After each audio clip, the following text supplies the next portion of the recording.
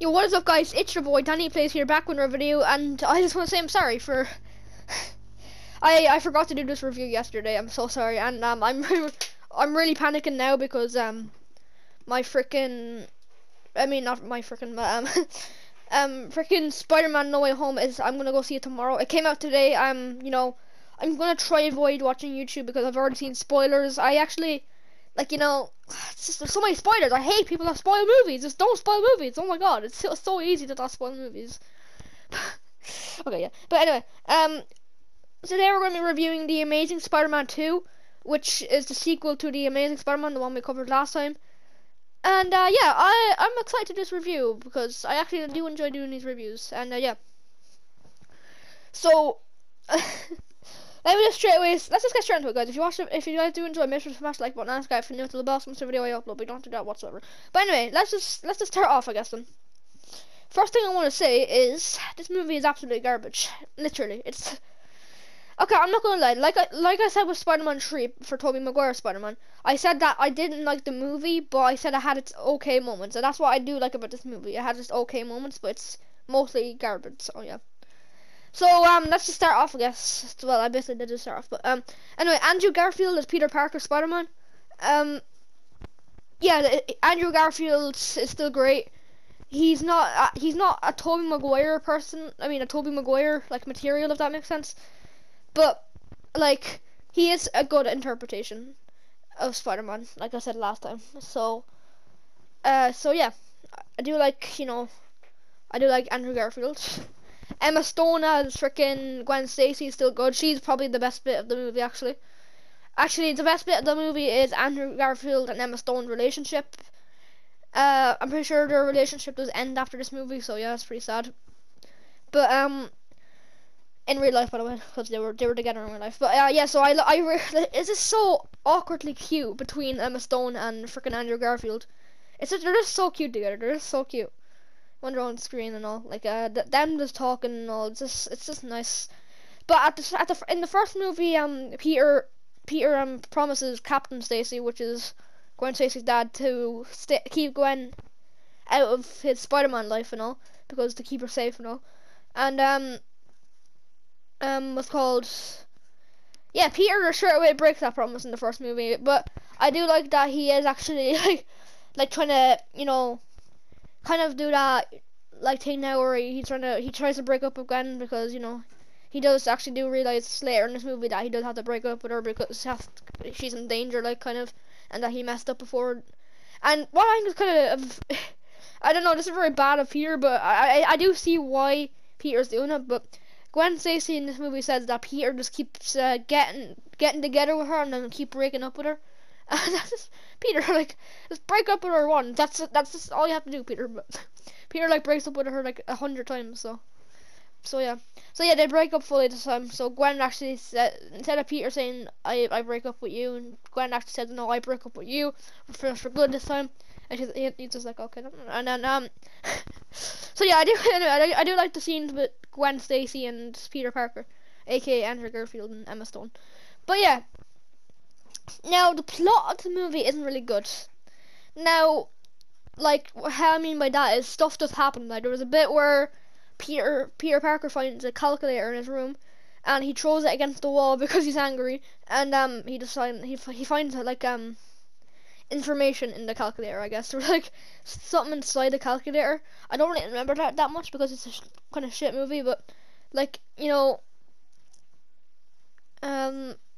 like, it's kind of stupid that he just breaks the calculator randomly, and he finds out that his dad worked at a train station before. Like, well, not worked at a train station, but he did science kind of and all like that in a secret layer in a train station.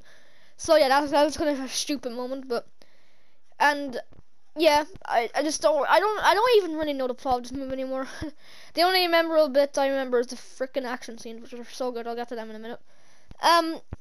So yeah, Harry Osborn is also in this movie. This is the introduction to Harry Osborn. We do also get kind of introduced to Norman Osborn in this movie. I'll talk about him in a minute after as well. But yeah, anyway, Harry Osborn. I do not like this Harry Osborn. It's played by, I was about to say Dane Whitman. Please don't ask me why. That's a Marvel character in the comics. I actually don't remember his name. I'm pretty sure it was Dane something though. That's why I came up with Dane Whitman. So yeah. But yeah, so Harry Osborn is in this movie, and he later becomes Green Goblin, which I'll talk about later as well. So yeah, Norman Osborn was also basically introduced in this movie. I actually do like how he killed Peter's parents. He killed them in an airplane, and it kind of looks like cool. It just looked cool, like they were battling on the plane, like we're gonna go down, and all like that. But what's kind of stupid as well, when Norman Osborn killed Peter's dad, Richard Parker, of course. There was actually I'm so glad they didn't do this, but there was actually a deleted scene where Peter's at Gwen's gravestone, because he stays there for a while, and his dad just comes out of nowhere saying, "Oh, hi, Peter, I'm alive," and then they start arguing and all. I'm so glad they didn't actually put that in the actual movie, because like in the comics, Peter Parker's parents actually just die, and they just, you know, they stay dead, okay? Well, like, yes, mostly stay dead, I guess. And so what else can I talk about? Yeah, Norman Osborn. I was expecting more from Norman Osborn. I was like, you know, like when I first saw Norman Osborn in this movie, I was like, oh, let's go, come on, become the Green Goblin, become the Green Goblin. And then he just like dies, and yeah, I'm like, oh, okay. I kind of want him to die in a more epic way as well. He just dies through a disease for some reason, which later for some reason gets to Harry as well, because it goes in the Oscorp family, the Osborn family, sorry. And yeah. I guess I could talk about the villain of this movie as well. There is basically 3 villains, but I'll get to the main villain, I guess, which is Electro. I absolutely love Electro in this movie. Well, I mean, he does have some bad moments, but I do, and I love him in the comics as well. He's one of my favorite Spider-Man villains of all time. I actually, you know what? A lot of people don't like the blue look for him, but he is, you know, because Electro usually is yellow, and in the Ultimate Spider-Man comics, he's blue, but mostly everyone wanted him to be comic accurate and be yellow, but he was blue, and I actually dig the blue look more than the yellow look. I know. Okay, I do like the look for Electro and Spider-Man No Way Home, but I actually kind of prefer the blue look for some reason. I don't know why. It just looks cool. But yeah, I'm still glad that the yellow comic accurate version is coming in this No Way Home. But yeah, I do like the blue version better. Max Dillon which is Electro, by the way. He has stupid moments, let me just say that. It's kind of, I don't know if I should call it sad or not. It's not that sad, but the reason he kind of turns evil is because he gets bullied at work and all, and that's, I don't really get that, to be honest. Like, and plus Electro is just supposed to be badass, and he's not supposed to be like a wimp. I know when he actually later does become Electro, he's not really a wimp anymore, but Max Dillon wasn't really a wimp in the comics and all like that. And yeah, so I don't really, I don't know really much about that Max Dillon in this movie, but he's okay, I guess. And for some reason, Spider-Man, this is true. I don't know how to feel about this either. But Spider-Man, Max Dillon's just living his normal life, just walking around the streets. But then there's criminal activity happening, and Max Dillon's about to get hit by a car, and then Spider-Man saves Max Dillon. And then Max Dillon for some reason is just like, oh yeah, I love Spider-Man. Let's go, Spider-Man. I'm your biggest fan, bro. Like I don't know. And the real reason why Electro actually kind of turns evil is because he doesn't have the spotlight. That's such a bad reason for a villain to turn, well, like, evil, I guess. Like why would you? If you don't know what I'm saying, by the way, I'm basically like, so what happens is that Spider-Man and Electro at Times Square, and I actually do like that Spider-Man tries to reason Electro instead of just going straight to punching him. But yeah, anyway, and then the Spider-Man for some reason starts coming onto the big screens in the city, if you get me, like. And then Electro gets like jealous for some reason. He's like, okay, no, I'm jealous, Spider-Man. Please stop. No, give me the spotlight, Spider-Man. Give me the spotlight. Everyone has to see me, not you. And he's like, okay, I'm evil now. Frick this. And he tries to like electrocute Spider-Man just for taking his spotlight. That's not a reason to turn evil, bro. That's just not a reason to turn evil. But yeah, yeah, but like I said before, though, I do like that Spider-Man actually tries to reason with Electro before punching him, going straight to punching. So I do like that. That's something. Aunt May has not really an important role in this movie. She's just kind of boring in this movie. Has not really to play, and she's not really inspirational like Tobey Maguire's Spider-Man or anything like that. So yeah, but it's smart to say that anyway. I guess I could talk about the start. I guess then the start of the movie, which so if there's this guy called Alexei O'Hearn, If you don't know who Alexi O'Hearn is, it's basically the Rhino, that villain. He's one of my favorite Spider-Man villains, but they do him so wrong in this movie. They do him so dirty. So basically, he's not actually the Rhino at first. He's just driving the car. He's just trying to like cause mayhem, I guess. I don't really remember the plot of the Amazing Spider-Man 2. It's so boring. And yeah. But anyway, Rhino or Alexi is starting to do chaos in the city. And then Spider-Man comes in for the save. This is one of my least favorite scenes of this freaking movie. And I forgot to talk about this too. I'll talk about that in a minute. But this is one of my least favorite scenes of the movie because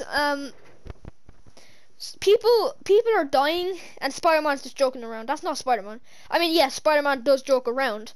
He quips a lot actually. But when people are about to die, Spider-Man doesn't quip and doesn't joke around. He tries to save the people, of course, so no one gets hurt.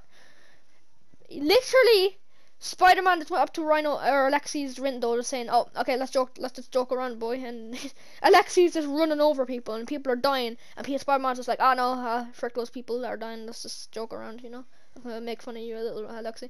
And no, that's just not Spider-Man. That's not Spider-Man. No, I don't accept that. Like, why isn't Spider-Man saving them? Like, he should be saving people instead of just joking around. And yeah. Anyway, let's get to the suit. I was about to talk to. Sorry, I probably should have talked about that earlier, but. So the suit you're looking at right now is the Amazing Spider-Man 1 suit, but they do actually change the suit up in this movie. I don't have a screenshot of it, sadly, but the Amazing Spider-Man 2 suit is much lighter and has like bigger eyes, kind of. And yeah, it's just a much lighter version of the suit you're looking at kind of right now. It's very light. Like bright, I should say, not light. Why am I saying light? It's bright. And the reason they did this is because people didn't like the look of this suit you're looking at right now, the TASM 1 suit, which stands for the Amazing Spider-Man, if you didn't know. And yeah, so people are like, "Oh no, that's not Spider-Man. Spider-Man doesn't wear a dark suit, unless he has the symbiote, of course. But Spider-Man doesn't wear a red and blue dark suit." So people are like demanding for the next movie to have his suit brighter. And there is the Amazing Spider-Man 2 video game, and they actually do cover up the actual story behind the Amazing Spider-Man 2 suit. So apparently in the game that Gwen Stacy actually made the TASM 2 suit for Peter. So yeah, that's kind of nice anyway. You know, I kind of do actually prefer the first TASM 1 suit, but you know, I don't mind the TASM 2 suit. It's an okay suit, like. And yeah, so that happens anyway. Rhino and all, yeah. And a funny joke. I mean, a funny thing in this movie. It's not really that funny actually, but. Is Alexi is supposed to be kind of, well, Alexi in the comics is usually stupid, kind of. No offense, Alexi, but he's kind of stupid, and I do like that they actually kind of take that in, because Alexi in this movie is stupid kind of as well. So I love that they take that from the comics, because what Peter does to Alexi is kind of dirty, because he pulls down his pants. That sounds so wrong. I'm so sorry, but. Yeah, he webs down his pants and is like, "Okay, woo, sing the Spider-Man team." And I like that. I feel like that would be actually something Alexi. That would be something that would happen to Alexi. I do like that scene where Alexi kind of gets bullied by Spider-Man, I guess you could say. Speaking of bullies, I like the scene with when the kid is getting bullied and his science project gets broken, and Spider-Man just comes off the roof. He's just like, "Okay, kids, back away from the other kids. I don't want to hurt any kids, so they'll probably get arrested." And he actually saves the kid from getting bullied, which I really like, because Spider-Man isn't just your regular beat your supervillain up superhero. He actually is like, you know, he helps people, like not just from supervillains, if that makes sense. And yeah, so I do like that scene. And also Spider-Man walks the kid home, which is nice. And what else could I talk about? I don't really want to talk about Harry Osborn yet. I'll probably save him till last, because he's one of my least favorite bits of this movie. What else could I talk about? I don't really remember this movie that much.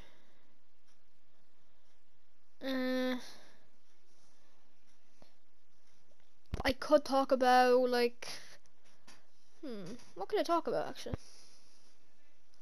Oh yeah, wait. I don't know why not many people like. I don't like. Okay, let me just kind of. People do appreciate the like not boss battles. People do appreciate the fight scenes in this movie, but I feel like not that many people appreciate the fight scene in this movie. But yeah, so the fight scenes in this movie are actually really good. And before I actually get to looking at the fight scenes, what's called the opening to this movie, actually, I forgot to say. Sorry, this is I know I'm just skipping around here. I'm kind of lost because I don't remember this movie whatsoever, because I haven't watched it in years. But the opening to this movie is one of the best openings to a Spider-Man movie of all time. So what basically happens is you see a spider on your screen, there's just a black background, and then you just see a red spider, and then the screen turns blue, and you still see the red spider, and then you just see Spider-Man gliding down, basically, well, falling down, and then he just webs across the city and for a while, and just sees crime happening, and then he goes to stop it. So that's like one of the best openings to a Spider-Man movie of all time. I just want to say that anyway. Let me get back to the fight scene. Sorry, I know I just skipped straight to that.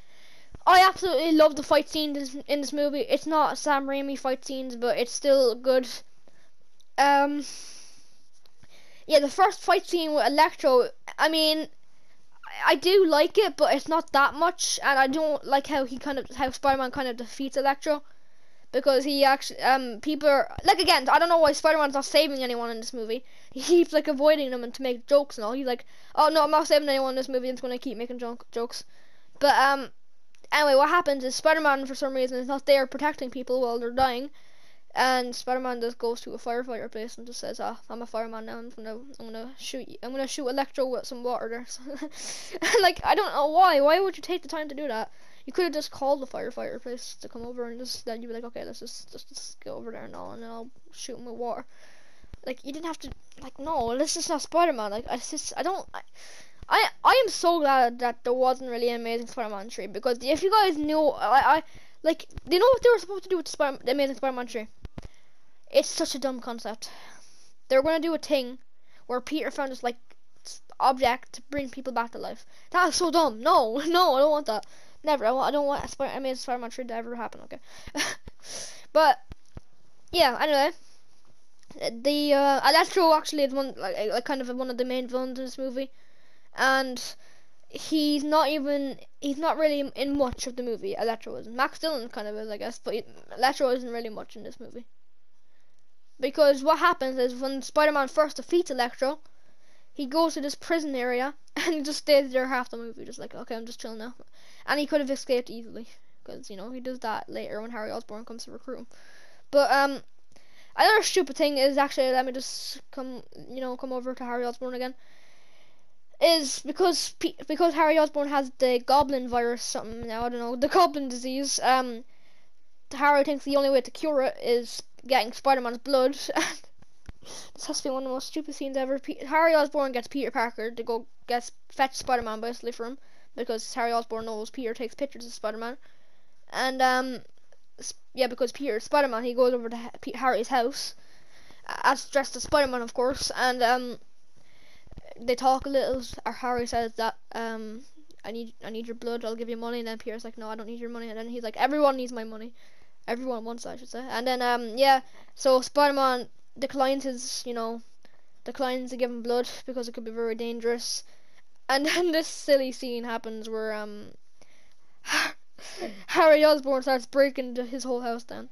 Now you're probably saying, why is that stupid? Like, you know, you'd probably do that too, Daniel, if you're like if you were dying and the only cure was Spider-Man's blood, you'd probably do that too. But the only reason it's just kind of funny to me that, like, it just, you know what it reminds me of? It reminds me when way back, actually. No, it happens nowadays as well, but it reminds me when you die on Fortnite and you just start raging, you just start breaking everything. Oh, those were the good old days now, lads. But yeah, that happened anyway. So Harry hates Spider-Man now, and then he gets fired from Oscorp, and yeah. I don't really like the chemistry between Peter and Harry in this movie anyway, but yeah. I actually do. I mean, a lot of people do actually like the chemistry between Peter and Harry in this movie, but for some reason I don't. But anyway, so yeah, Harry's pissed now, and let me guess. I mean, not let me guess. Let me get to something else now, I should say. Electro's still in prison, I guess, and Peter learned that Gwen Stacy's moving away. yeah. This movie's so boring. I just hate this movie. I hate it so much. It's such a boring movie. I don't even remember half of it. Like, I only remember the good scenes, which is kind of bad. But anyway, what happens? I'll just get I'll just get to where Gwen Stacy's about to leave to go to. I can't remember where she was going, but yeah, Gwen Stacy was going to move somewhere. I'm pretty sure it was England or something. So yeah, Gwen Stacy's going to England, and then Peter webs up a thing saying "I love you," and then they get back together for like 101 time now. Because they did, you get it. And then they see Electro. Okay, actually, before I get to that, Harry Osborn breaks Electro out of prison, and they start killing people, I guess. And then yeah, then Electro starts. Then let's go back to the scene I was talking about. Electro starts causing mayhem, asking for Spider-Man to come out because he wants to get revenge. And yeah, I actually, like I said, I do like the look of Electro in this movie. Blue is nice, and I don't know what he's wearing, but he has like this black outfit on, which looks really nice for some reason. And yeah. So yeah, Spider-Man. This is a really great scene as well. Gwen Stacy actually helps Peter here and lets him. She builds him taser. I guess I'll call them taser-proof web shooters. And what they basically do is Electro can't fry his web shooters anymore because Gwen Stacy fixed them up or something. Science way. I don't know how, but yeah. But yes, and Peter webs her to a car to keep her safe from Electro so she doesn't die. And to keep, of course, to keep George Stacy's promise, because he doesn't want to break George Stacy's promise. Then this is a great scene now. This is where the movie gets like kind of good. So Spider-Man chases Electro, which I think is a really good scene where he just chases him. Then Spider-Man gets on the clock tower, looks at Electro from below, and then they start brawling it out, and it's really epic. And yeah, it's such a good there's such good visual effects in this movie. Electro just looks so good, and them just fighting. The fighting just looks good overall, to be honest. It just looked good. And then yes, another cool scene what happens is Spider-Man's on the ground, Electro is nowhere to be seen, and then Electro starts to like play music for some for some reason. It's still a cool scene, but he plays music out of electricity. I don't know how, but he does. So he starts playing music and then hits Spider-Man while the music's playing. And then yeah, and then that's a really cool scene. And then when Electro's about to kill Spider-Man, Gwen Stacy comes in for the save and hits him with a police car. And Electro, of course, she won't hit Spider-Man with the police car. So another thing I want to talk about in this movie, by the way, I forgot to say, I'll get back to the one of the final fights in this movie. But Peter actually has kind of PTSD. I think that's the word. That's it, right? He's suffering because George Stacy died. He keeps seeing George Stacy because he keeps like breaking his promise that he's gonna keep Gwen out of it, but he keeps bringing Gwen into it. And yeah, if that makes sense. I don't know if that makes sense. I don't really know how to explain this movie. It's such a I hate this movie. But anyway, so yeah, back to the fight.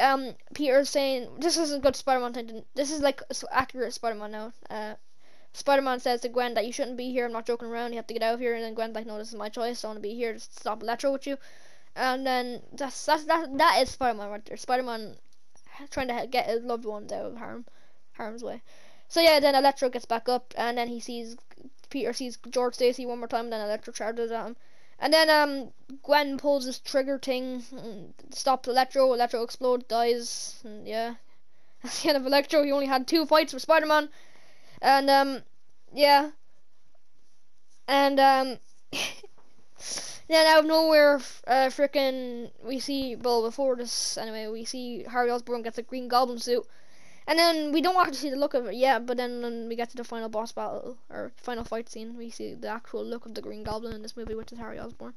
It looks absolutely crap. It's a really bad look for a Green Goblin. And it actually does look like a goblin, but I hate this version of Green Goblin. It's such a bad version. I preferred Harry Osborn in the Tobey Maguire Spider-Man suit better as a new Green Goblin, but this Harry Osborn's Green Goblin suit looks absolutely trash, and I just don't like Harry Osborn in this movie. And Green Goblin, I guess, but he's so stupid. I don't like him. But anyway, my heart starts pounding when Green Goblin picks up Gwen, because I actually did start reading comics after I watched The Amazing Spider-Man 1. And then I did realize that in one of the comics, Green Goblin actually kills Gwen Stacy, and then Spider-Man. Well, actually, I guess I could say kind of Spider-Man kills her in the comics, because Green Goblin drops Gwen Stacy in the comics, and then Peter tries to whip onto her neck, and that's that. You know how that ends. Spider-Man kind of hangs Gwen Stacy. So dark, but. And for some reason in the comics, Spider-Man blames it on Green Goblin, even though it was kind of his fault. But anyway, yeah. So my heart starts pounding, and because I feel like Gwen Stacy's gonna die. So yeah, and then Peter says, "No, this is between me and you, Harry. Let's just let her go." And then he literally lets her go from the air. Then Peter catches her, and then they're both in the clock tower. And then that's when Green Goblin comes in the clock tower too, and to fight Spider-Man. And yeah, they start brawling it out. Gwen Stacy's has nearly fallen like 100 times. What I like about Gwen Stacy, by the way, is if you guys remember MJ and Sam Raimi's Spider-Man, she always got kidnapped and she was always in danger in every movie. I mean, like MJ in Tom Holland's Spider-Man, she does run to danger sometimes, but she does get in danger sometimes as well.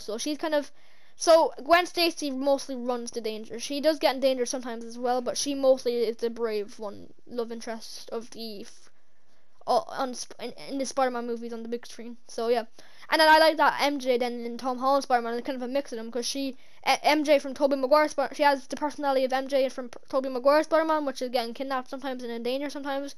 And then she also has the personality as Gwen Stacy from the Amazing Spider-Man, which she runs into danger sometimes, as we see in Spider-Man Far From Home when she runs to the bridge to see if Peter's okay from Mysterio's attack. But anyway, I'll get to those movies later. I'm gonna be doing those today as well. So yeah, that's what I did like about Gwen Stacy. And then yeah, kind of Spider-Man kind of stops Green Goblin, because he kind of knocks him out, and sorry for that noise. My mom's speaking in the background. And then this is when the movie gets good for me, but really sad. So the web that Gwen Stacy was holding onto breaks, and then Spider-Man sees that she's fallen, and he tries to catch her, and then it's slow motion.